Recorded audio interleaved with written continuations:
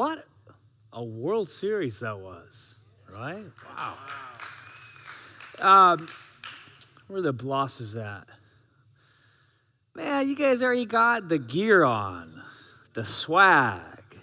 Danny Mariscal was here at the 9 a.m. with the same shirt. Apparently, people went to Dick's last night at 11 p.m.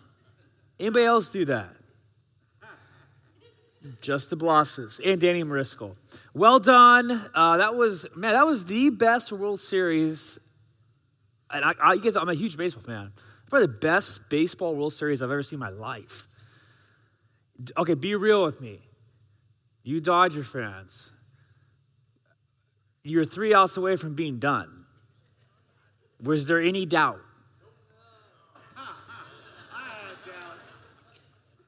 At least Louie's honest. Louie said he had doubt. Not one of you thought, okay, we're done.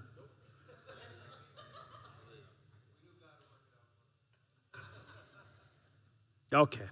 Anyways, moving on. Okay, so money series, and I know probably what you are thinking. Man, this dude does a series on sex for 6 weeks, and then he goes to money.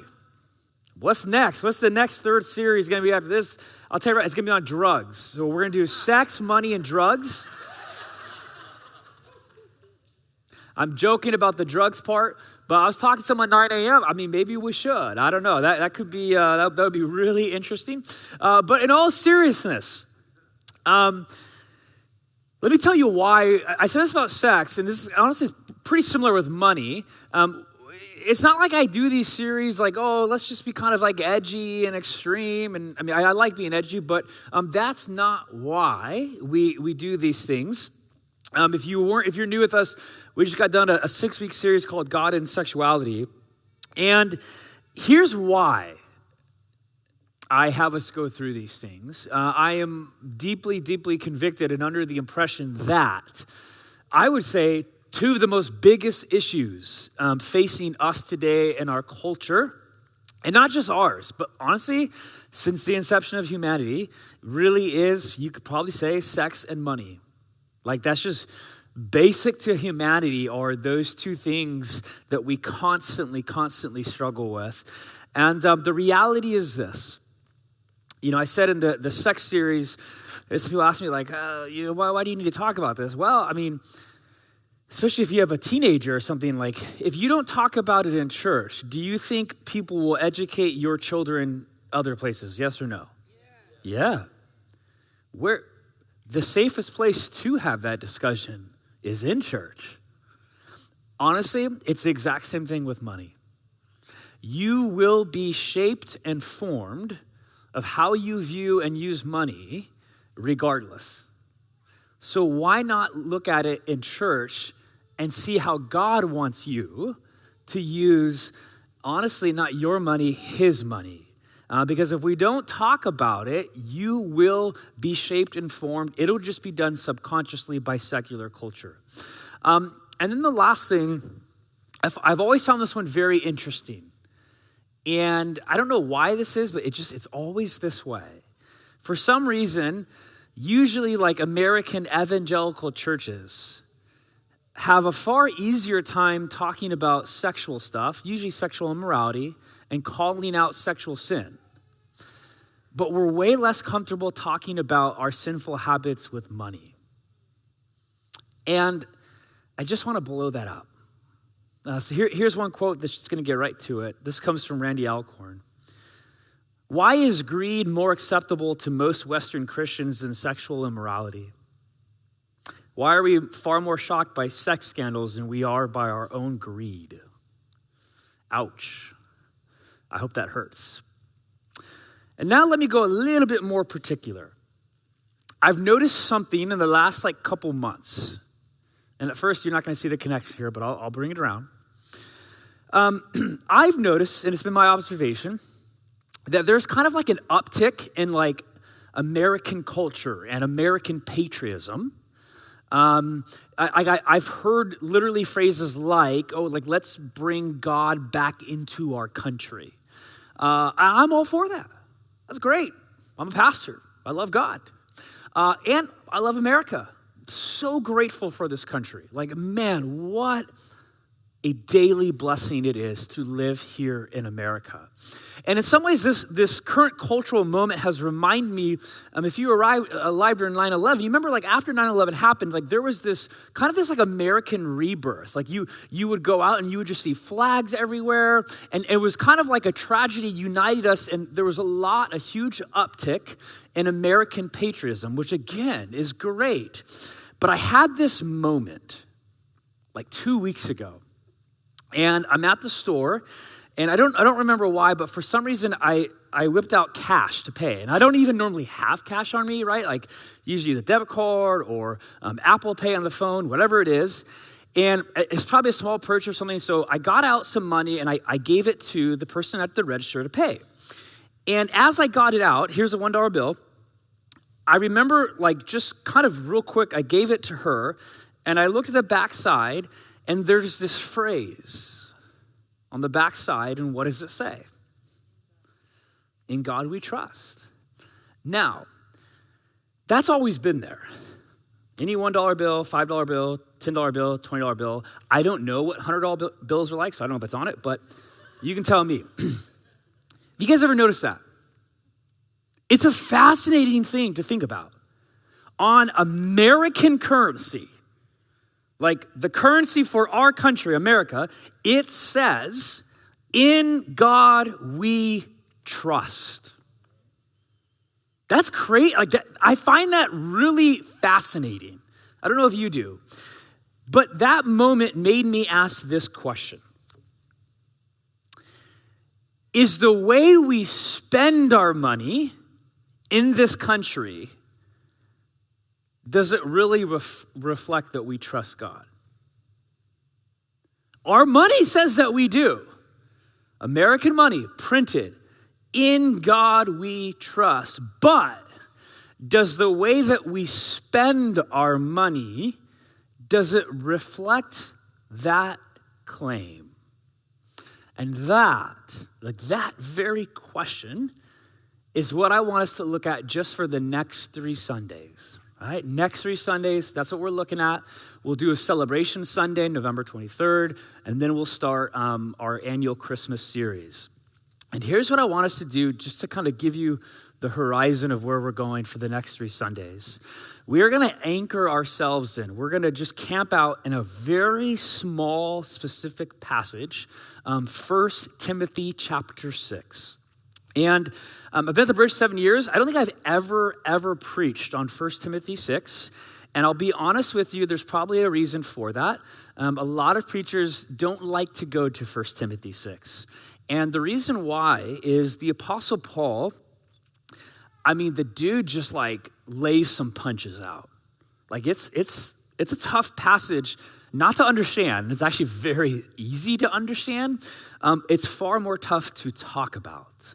And so here's what I want to do. I'm going to read our whole passage for us, not the whole chapter, but most of the passage, so that we get the tone for the next 3 Sundays. And then this morning, I'll just talk about the first half, and then I'm going to go basically in chronological order for the next 3 Sundays. So here we go, 1 Timothy chapter 6, page 812. If you need a Bible, let me read this out loud for us. But godliness with contentment is great gain. For we brought nothing into the world. And by the way, did anybody here ever choose to be born? Okay. We can take nothing out of it. But if we have food and clothing, we will be content with that. Oof. Those who want to get rich fall into temptation and a trap, and into many foolish and harmful desires that plunge people into ruin and destruction. For the love of money is a root of all kinds of evil. Some people, eager for money, have wandered from the faith and pierced themselves with many griefs. Skip to verse 17. Command those who are rich in this present world not to be arrogant, nor to put their hope in wealth, which is so uncertain, but to put their hope in God, who richly provides us with everything for our enjoyment. Command them to do good, to be rich in good deeds, and to be generous and willing to share. And in this way, and what a phrase this is. We'll look at just this sentence 2 weeks from now.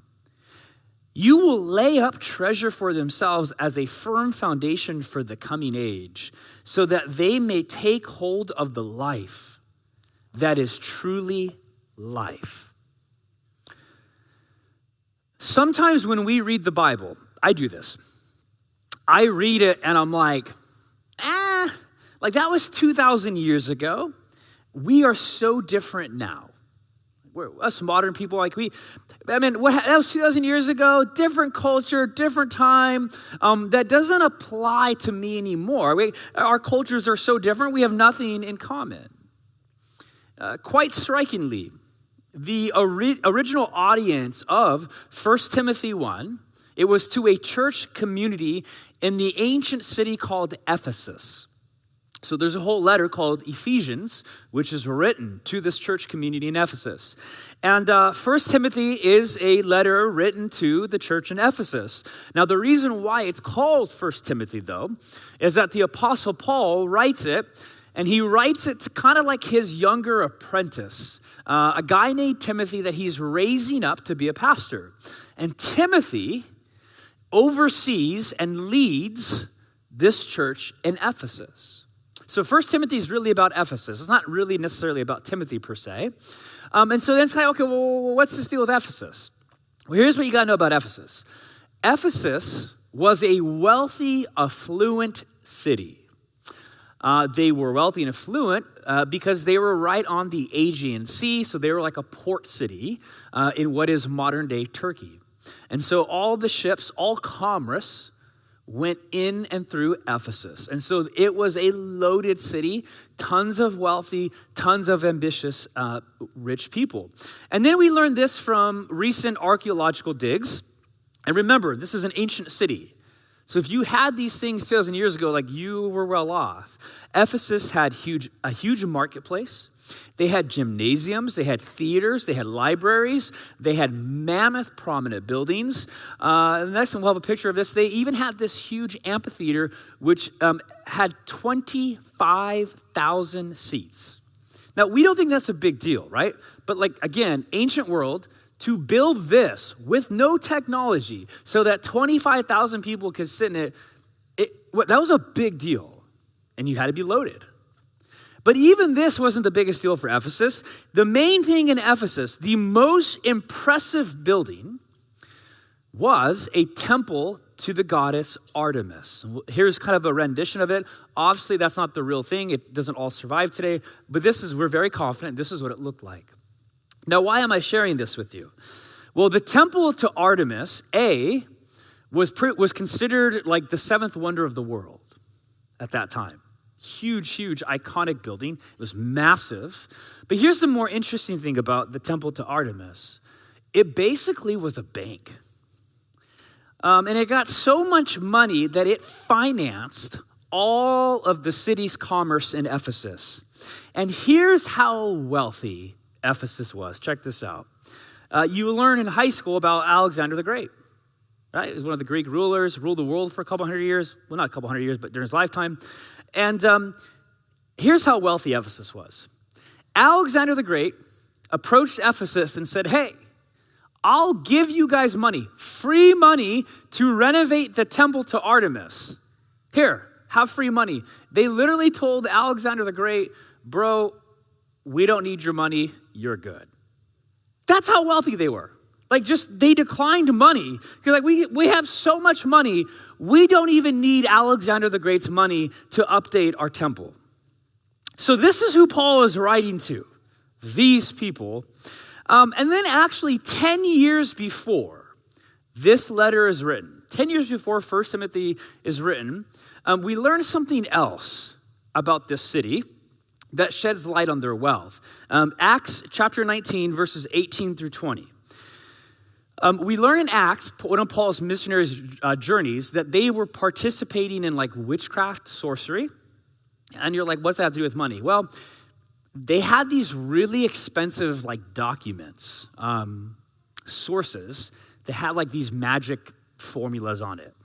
Now, who here has read about that crazy heist that happened 2 weeks ago in the Louvre in Paris? Anybody? Which, by the way, that was insane. That's real life, Ocean's 12 movie stuff, right? So they jacked something that was I think $38 million or something. These scrolls, these documents that these Ephesians, they would have been like that, very, very valuable stuff. And then read this. Here's what they did with them. Many of those who believe now came and openly confessed what they had done. And a number who had practiced sorcery brought their scrolls together and burned them publicly. When they calculated the value of the scrolls, the total came to 50,000 drachmas. Now, okay, what the heck is 50,000 drachmas? Scholars estimate that to be a little over $6 million. So here's what the Ephesians, the Christians in Ephesus, did. They burned and forfeited $6 million because they love Jesus. That's crazy. It's crazy what happens next, verse 20. In this way, the word of the Lord spread widely and grew in power. So, Paul's writing to a wealthy community, and he's doing this now. He's reminding them, do not fall back to your allure with money, with wealth. In other words, Paul's point in this passage is this question. Who are you going to trust in? Are you going to trust in God, Jesus, or are you going to trust in your city's wealth? Or put another way, will you be content with what God has given you, or will you chase after all the surrounding money in your city? Which one, Ephesians? And now, if that's not relevant for us today in 2025 as Americans, frankly, I don't know what else is then. This is what it's like to be in America. Randy Alcorn, who, in my estimation, has got a book called Giving is the Good Life. It is the number one book on generosity and money from a biblical lens. I think we sold out of them, but there's 2 other books back there for purchase. And let me say this. I'm super aware that money is a taboo subject in the church. And I think part of that is because it's actually vastly misunderstood. And so I would encourage you, go deeper with these resources and don't take anything I say, just go into the scriptures, immerse yourself in God's word for what he thinks about money. Anyways, he says this in a book. We are living in an era when we have more material possessions than any generation before us. That's just humbling to realize. Compared to Americans living in the 1950s, we have countless more conveniences, including big screen TVs, microwaves, online shopping, smartphones, and twice as many cars. It's easy to assume our purchases will automatically lead to greater contentment. But will they? That's the question. Dr. David G. Myers claims that this generation is actually less content than generations before it. Compared with their grandparents, today's young adults have grown up with much more affluence, but slightly less happiness and much greater risk of depression and assorted pathology. The false idea that prosperity brings contentment is nothing new. Paul warned Timothy and the church at Ephesus, if our trust is in money, possessions, power, or fame, we'll never be content. All of these are cruel false gods. And this is such good writing. They always break their promises and send us the bill. That's a paradigm shift. Now, okay, sure, Mark. Fine. America's like Ephesus. Really, we are far more wealthy than Ephesus ever was. But isn't Paul being a little dramatic here? Like, Paul, dude, you're exaggerating a little bit, I think. Like, sometimes in the Bible, depending upon the genre of literature, like, oh, yeah, the author's just making like a rhetorical point and, kind of doing overkill on purpose just to make the point. And maybe Paul is doing that here. Like, at least when I read 1 Timothy 6, I'm like, dude, Paul, why are you making such a big deal of this? Paul, don't you know how easy my life would be if I just won the lottery? You ever think this? Amen, Peggy Bumpus. If I just won the lottery, everything would be good. Now, I've never been a lottery ticket person, right? Who here, like, it's okay, safe place, no shame. Who here just likes buying lottery tickets? Raise your hand. Wayne, I appreciate your honesty every now and then. Everyone else here is lying except for you. That's what at 9 a.m., like 4 people raise their hand. And then by the end of the sermon, like everyone raised their hand. Okay, so lottery tickets. I can appear before you in full honesty. I never bought a lottery ticket until like 2 months ago. And here's what happened. I don't know what happened, but I felt this gentle whisper. I'm not making this up. That was like, Mark, go buy a lottery ticket. And it was like during that time, I don't know, the Moneyball, Powerball, whatever these things, it was like, the billions, right? This crazy stuff. And I was like, okay, well, I don't usually hear this voice. So I was like, I think this might be God. Now, I'm not trying to, I'm being very serious. Like I told Rachel this. I'm not making this up. And I was like, okay, I make fun of people who buy lottery tickets. Like I think they're fools. Wayne, I love you. But, no, because statistically, I mean, like the odds are like you're not going to win, right? But I was like, man, precisely because I never hear this voice, I think this might be God. And then I started going through my mind. I'm like, oh, okay, I can pay off my mortgage. Of course, I'll give tons of money to the bridge. Oh, I have 3 kids. They're going to need 3 college funds. So I can go set up 3 funds. That way, when they turn 18, Rachel and I don't have to eat like top ramen for every meal. And I was like, oh my gosh, I'm going to win the lotto. I am not making this up. I bought the ticket, and I didn't win the lotto.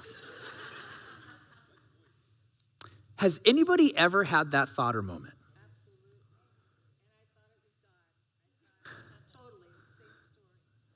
I mean, what? That's a whole other, like hearing the voice. Anyway, that could go a couple different rabbit trails.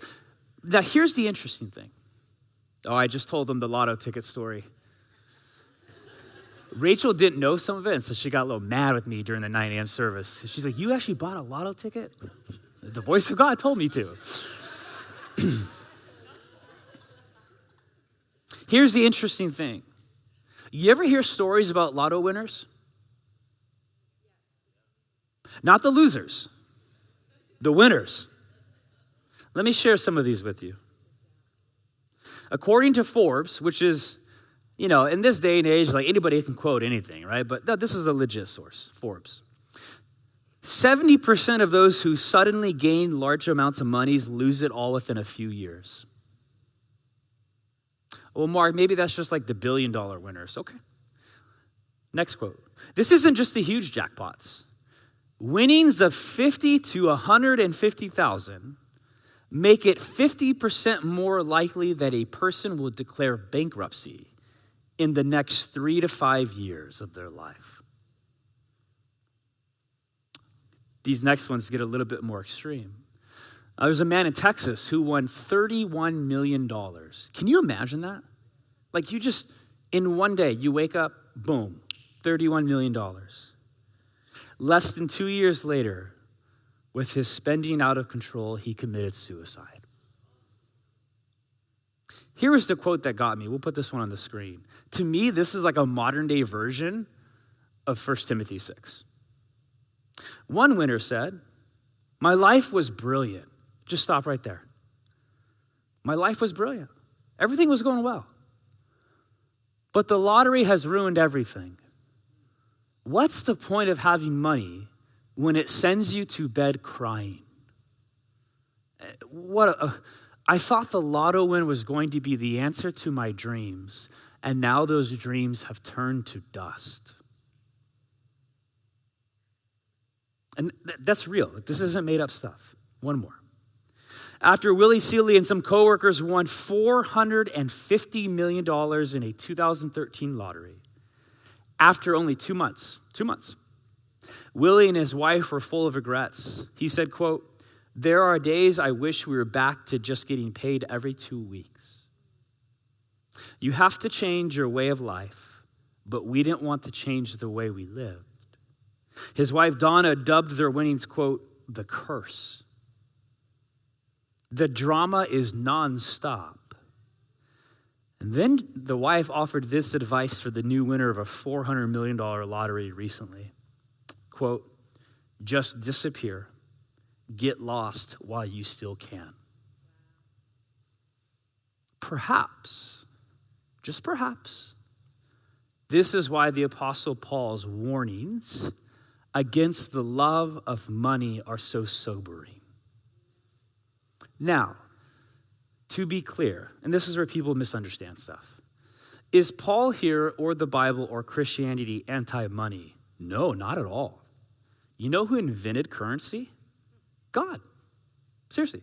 God invented sex. He invented it to be good. God invented money, and he invented it to be used and enjoyed.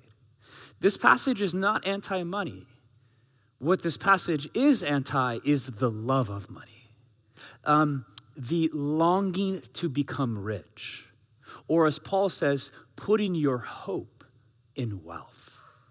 That's the important nuance. And then when you hear these stories of lotto winners, and they're real, and their lives become ruined, now let's reread 1 Timothy, just 2 verses, verses 9 to 10, and I'm actually just going to read the phrases that are given there to what happens to people who desire to get rich. Here's what it says.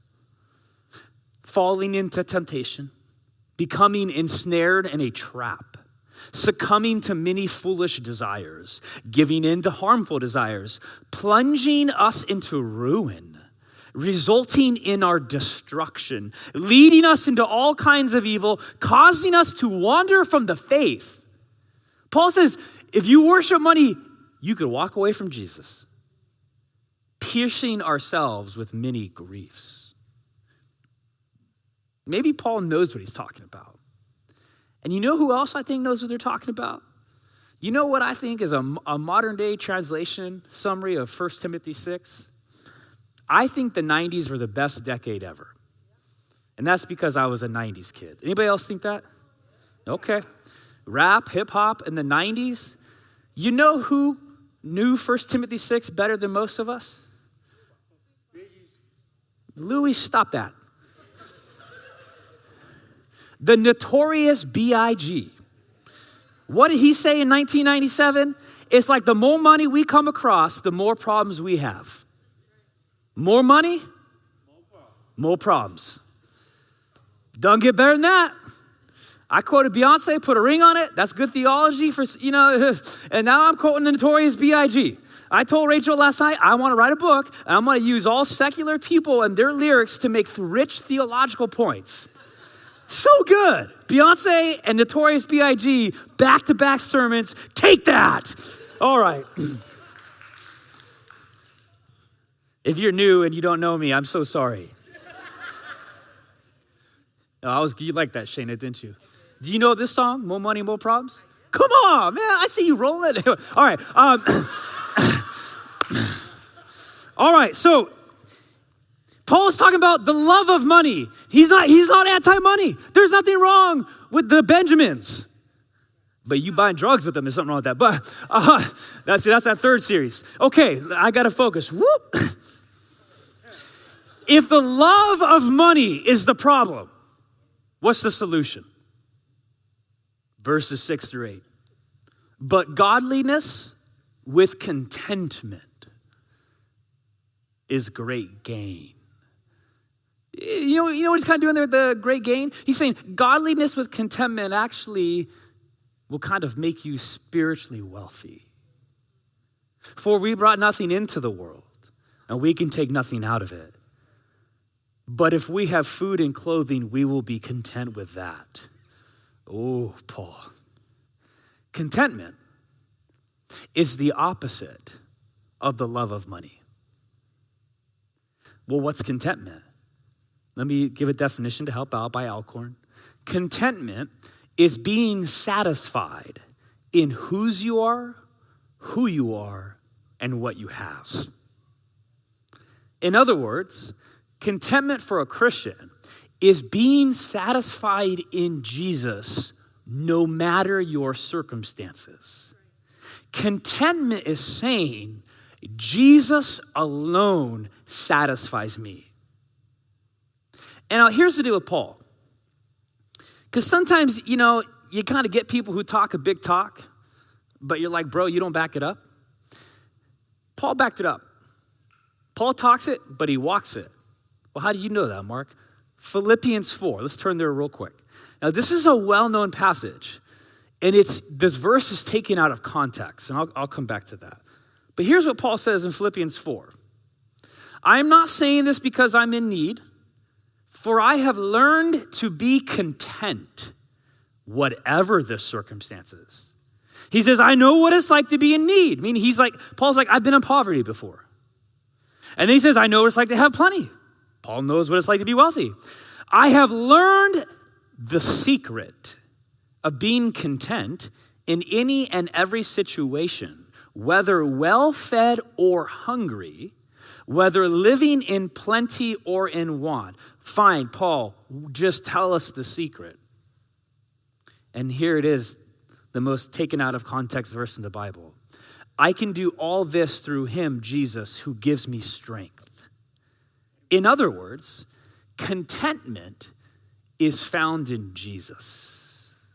See, a lot of times people will quote this on the sports field or before they take their final exam in college, like, oh, Philippians 4:13, I can do all things through Christ who strengthens me. And in some sense, sure, great. Yeah, that's true. But the context of it is actually when you are actually in need or have a lot and you still say, in Jesus alone, I have everything. He is my contentment. That's Philippians 4:13. Right? So you see that, I call it like bumper sticker theology. People have that, Philippians 4:13 on their car window, and then they're like driving like a Land Cruiser. It's like, yeah, bro, I can find strength in Jesus too if I'm driving that. Anyways, I'll just stop. When we preach or hear cliche things like that, it's tempting to think that's cliche. That's not true. Paul, you don't know what it's like to be in need, even though he says he does. So what I want to do now is say, actually, guys, no, this isn't cliche. This is real. And let me give you a real example. Proof. Because I think most Americans will say, contentment's not really possible. Like, I will always need more. No, it is. Kenya. So we have like 2 global outreach partners here now, right? We talk a lot about them, Kenya and Mexico. We took a team to Kenya in June. I can just flat out guarantee you, if you talk to any of the 19 people from the bridge who went to Kenya, and you say, hey, what's like one thing that you took away from your trip? Like, tell me about the people of Kenya. I can almost guarantee you that every single one of them will say something of this nature. Man, these people have so much joy and contentment even though they have nothing. And I've seen it, I've smelled it, I've walked it. You walk into their shanty houses in the slums where there are no bathrooms or sewage, and they smile at you and want you to come into their shack, and they are full of the joy of the Lord, because they know Jesus and they know poverty, and it makes zero sense, and they have physically nothing, but they spiritually have everything. And the problem with the American church is we physically have everything, and we spiritually have nothing. Contentment is possible. Go to Kenya. And it's not just a Kenya thing. There are many other cultures that have that exact same thing. So it is possible. It is not cliche bumper sticker theology. And I don't share this. The temptation in sharing something like that is, oh, yeah, he's just doing the typical third world, like, poverty thing, and let me just guilt and shame you. No. No guilt, no shame. Guilt and shame do not produce lifelong transformation. So whenever, like, if someone guilts you into something, it won't last. So there's no guilt or shame here. I'm simply demonstrating that contentment is a reality and possible. And did you notice that Paul has the line of, he learned the secret of being content? Meaning, if you learn something, you have to practice it. It wasn't like he just woke up one day, oh, I'm content. No. He learned. He practiced it. It didn't come easy. And so rather than me just giving you even more general abstract theory, here's what I want to do now. Rachel's going to come up, and she's going to dance to More Money, More Problems. No, I'm joking. Chino will join you. I thought someone was just playing that on their song. Anyway, okay. Here's why I'm having Rachel come up. Rachel went to Kenya, and she'll explain it, but she experienced what it means to practice and to learn to practice contentment. This is very powerful. Take it away, Rachel. Thanks, love. I came home from Kenya, and I felt God say, you're going to need to start saving money and practice contentment because your husband's going to start buying lottery tickets and not tell you about it until he preaches. That's my story. Okay. No, more seriously. We had this great experience in Kenya, and you realize, wait, this doesn't make sense. I'm going to return home to so much, but yet they have so much of what matters that I don't have and the people around me don't have. And so as we traveled home from Kenya, I just really sat with, like, God, I don't want this just to be like this isolated 2-week experience. I want what I have seen and how I have seen you in a new way. I want that to change the way that I go back to my everyday life. And so I took a few weeks to kind of invite God into what that might mean for me. And then I decided to do something. This is not something that I've talked about publicly or really shared with anybody. But starting in July, I committed to 12 months of practicing contentment. And what that looks like for me is committing to not buying any new clothes, new shoes, makeup, hats, accessories, anything non-essential for myself. I just was like, I know that the culture that I live in, the waters that we swim in, it's not producing contentment in me as a natural byproduct. Because we live in a world that is constantly marketing to us. It's like it's literally a science. And they are telling us, here's a need that you have, here's a problem that we have the solution. If you just buy this, if you spend money on this, if you consume this, then you will feel better, feel good, have happiness, find contentment. And it's like this rat race. Nothing ever leads to the true contentment or happiness. And oh my gosh, now it's just everywhere. Every time you're on social media, it's an influencer marketing a product to you that you don't need.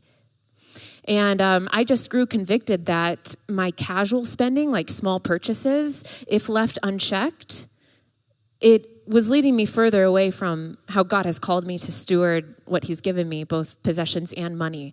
Now, to be clear, like I wasn't even someone who was like, oh, this is like an addiction for me. I'm not in credit card debt. So I wasn't even like an extreme point, but I could just tell, ooh, I'm too casual with my $30 purchase, with seeing, oh, that shirt looks cute on Amazon. Sure, why not add it to my cart? It was just too casual. And so I felt, okay, I'm going to cut that off for 12 months, and I'm going to practice, because it is a practice, the discipline, because it is a discipline of contentment, because it's not going to come naturally. So here are a couple of things that I have noticed. I'm only 4 months into this, but the first month or so, it was really hard. You don't realize how many things we naturally just do. Like you go to Target. Okay, that's already dangerous. But you go to Target, and I would just always naturally browse through the women's section. Go through the shoes. Is that your problem too, Steve? I see you laughing. I know, it's Vanessa's. I know, it's yeah. Oh. It's so, he's just like cracking up like this. Same thing with social media. Same thing with Amazon. Ooh, because you liked this, you might also like this. Oh yeah, I'm sure I would like that. So for the first month, I'd be like, ooh, I do want to look. But then by month 2, I had cut off those options, so I was no longer even considering them as an option. So now when I go to Target, just go in and get what I need and then leave. Maybe that's why their sales are down. Now when I get marketing emails, like I'm subscribed to like Target, Bath & Body Works, Old Navy, DSW. I used to open all of those. Now I just straight delete. I don't even open them because they're no longer options for me. And how that's changed my consumption habits. Previously, it would be like, oh, I have a wedding coming up, a special event, a speaking thing, a vacation. I would always like, oh, I have to go buy something new because nothing in my closet is good enough. But that's obviously not true. Now I don't have that as an option. I'm like, okay, I'm going to see what I have. I'm going to be content with what I have. If I never bought a new thing again, would I be content with what God's already given me? So that's been a major check in my habits like that. Even if something would break or get damaged, I would just quickly buy a new one to replace it on Amazon. So like I've had these sunglasses for a couple of years, and I dropped them on the concrete. So the front lenses are like all scratched. And so now I'm wearing them, and practicing contentment for me is like, I can't really see what's in front of me, but at least I'm not squinting because of the sun. Whereas before I would have ordered a new pair of sunglasses within 30 minutes of dropping those. So I knew that in order to grow in the practice of contentment, in the discipline of contentment, I would have to cut myself off from those things as being options. And I'm excited to see how God works on my heart through this.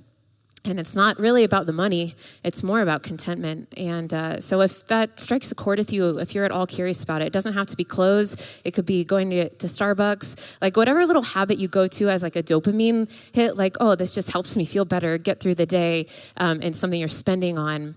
Could be eating out, like whatever it is. I could do it for other areas of my life as well. But I just encourage you to step into this too, because I'm not doing this as a pastor. I'm not doing this as a research project for a sermon series. I'm just doing this as a follower of Jesus, because what I observed, the contentment that I saw in the people of Kenya was so compelling. I was like, ooh, that looks like the heart of Jesus, and I want my life to look more like that. So I'd love to talk with you more if that interests you.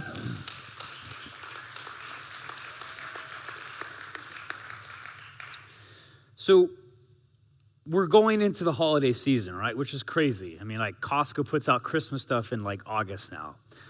And Black Friday. Like, I remember growing up, Black Friday, like only like a couple people did it.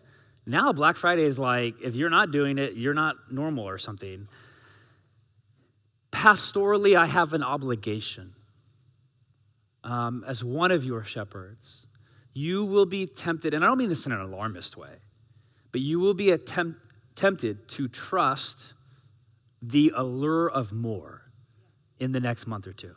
And to be honest with you, that is a key reason why every November I do a very short series, something on money. Because November and December, like, we are up against the cultural tide of greed. It just is what it is. And it's the water we swim in, and we're not even aware of it. So you're going to be tempted to put your trust in, to put your hope in more. Oh, I need this. Oh, I need this. I don't have the money for this, but I'm going to spend it anyways. So let me ask you a couple questions to guide you in this season coming up. Here they are. First one. What lie do you believe about money? What lie do you believe about money? Meaning, do you believe that more will bring you long-term happiness? Now, I say long-term because you will get short-term happiness. I mean, If someone said you don't, that's a lie. I'm talking about long-term happiness. Here's a really helpful exercise for you to identify at least one area in your life. If you catch yourself thinking this, if only I earned more, if only I had more, if only I did more, what's that area for you where you think that way? And then Keller, he has this great question. We have a little devotional back there. It's like a powerful devotional. It would take you 5-10 minutes a day to do it. It's super small back there. And he asked this question. How do you handle the pressure to keep up or conform to a higher standard of living? And I think that fits our context, like middle income, suburbia. I would say there is a pressure, like every year, to kind of keep up with others. Like, let me just give a couple examples. What does Apple do every September? They update your phone. And not even just phones. iPad, laptops, AirPods, like all this stuff. And it's great. There's nothing wrong with that. Like, I love Apple products. And that's also the problem. I love Apple products. But there's a temptation, I need to update. I need to get my new phone this year. I need to get the iPhone 73. Because the camera's bigger, and if the camera's bigger, then I can do my job better and faster. No, that's not true. I need to get a larger TV. Large TVs are so cheap now. I mean, Costco's got this great deal. I mean, you know what? Our 75-inch TV is good, but man, that 85, that's just, I'm going to be able to look at Ohtani swing so much better. What? This is our logic, though. And we laugh at it, but it's real. It's real. And then what happens? Then a year from now, with the 85-inch, that's not going to be good enough. And it's just a cycle. You don't usually end up actually being content and happy with those purchases in the long term. Charles Spurgeon's got this great quote. You say, if I had a little more, I should be very satisfied. You make a mistake. If you are not content with what you have, you would not be satisfied if it were doubled. The antidote to the love of money is to practice contentment. If you want to rub up against the love of money, which any Jesus follower should, then you should practice contentment. And the question is this, and it's what is on the series graphic, which here's how crazy it is. It's on our American currency. Do you trust in God? All money decisions, I don't care what someone tells you, comes down to that question. Do you trust that he is enough for you? Or, I need God and I need this.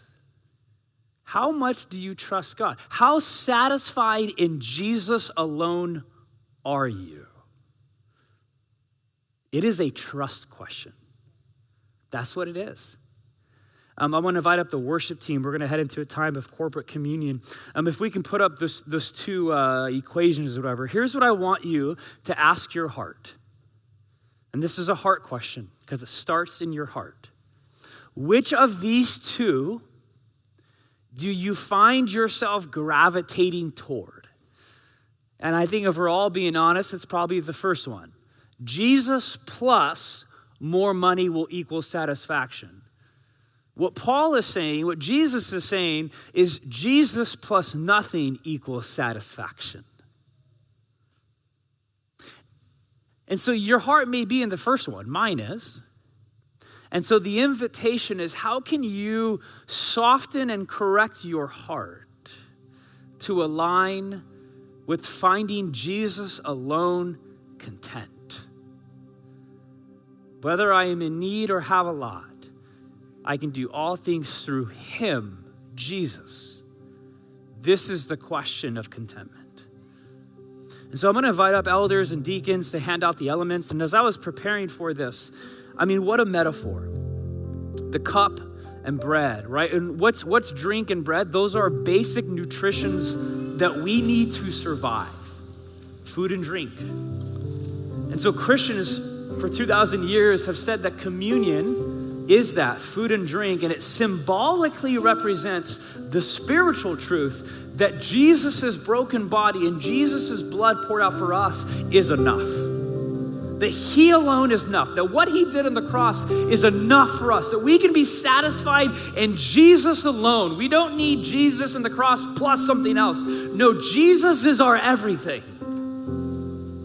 And so we can live in a culture that says you need more, but we're reminded in communion, no, we actually have everything we need in Jesus. And it's actually because of him that we have a huge inheritance coming. And so wherever you are, communion this morning is a reminder that Jesus alone satisfies. And so I just want to invite you, whatever station is closest to you, you can come up and walk up now. If you're not a Christian, there's zero pressure to partake this morning. The band's going to lead us in 2 songs. And let's just redirect our hearts to King Jesus.